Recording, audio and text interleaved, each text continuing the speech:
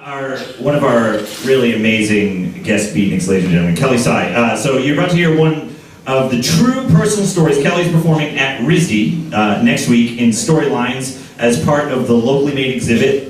Storylines is a series of performances by local women artists that push storytelling and narrative boundaries. If you want to hear more, hi. I'm not finished. If you want to hear more of these stories, join Kelly at the Revue Museum this Wednesday at noon. Ladies and gentlemen, Kelly Seigh.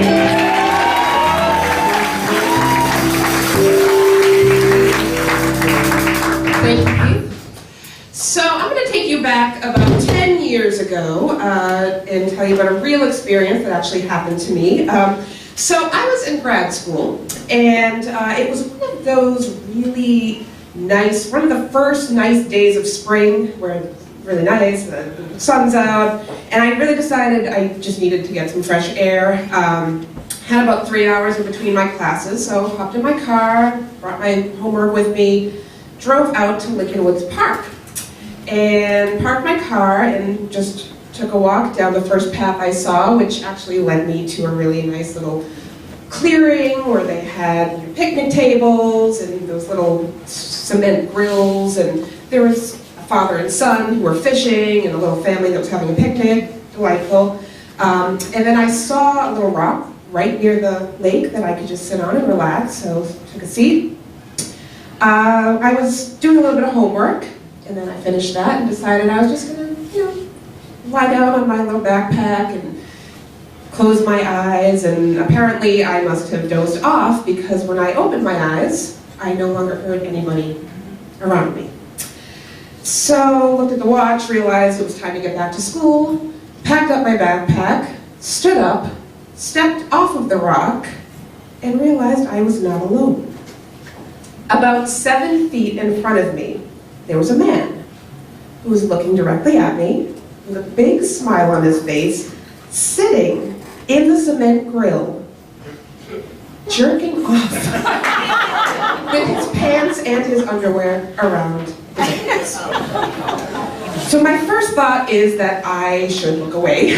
I was kind of embarrassed, and I was actually feeling a little bad that I had interrupted him. And then I realized that this was a public place and he really shouldn't be doing that there. So, I figure, okay, I'm going to look back and he's going to have stopped because that's what you do. And we're going to he's going to apologize, and then we're just going to go on our way and pretend it never happened. So I look, and he has not stopped. He is now just staring at me. His smile is even wider, and he is stroking faster. So I think, okay, what do I do? And I just stare at him. It was the most mesmerizing experience. I couldn't stop looking at him. I had no idea what I should do. And then I finally snapped out of it and realized I need to get the heck out of here. So my muscles start regaining what they do, and I go to run toward my car, and then I realize that the path back to my car is directly next to the man sitting in the grill. And I can't go that way.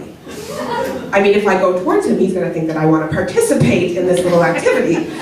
So I try to think, okay, what do I do? What's my option? So I look over to the left, and I see the lake, and I think, okay, I can just jump into the lake and swim away. And then I think, well, it's May, and it's probably really cold, and I have my backpack and all my homework, and if I do that, I'm going to get all wet, and then that's going to be a big pain in the ass later. So then I think, okay, well, I could run that way, which leads into the trees, and I have no idea where it leads to, and there's a very good chance he could follow me. But, I think I have a head start. I mean, he has his pants around his legs, so it's going to be really hard to chase me, and he hasn't quite climaxed yet, so I figure he's going to at least want to sit there for a little while longer, since he's invested so much already. So I just look at him, and I nod, and I turn, and I run, and I run, and I run, and I run, and I don't look back, and I can't even actually feel my feet on the ground. I'm running so fast. And then I see a clearing ahead of me.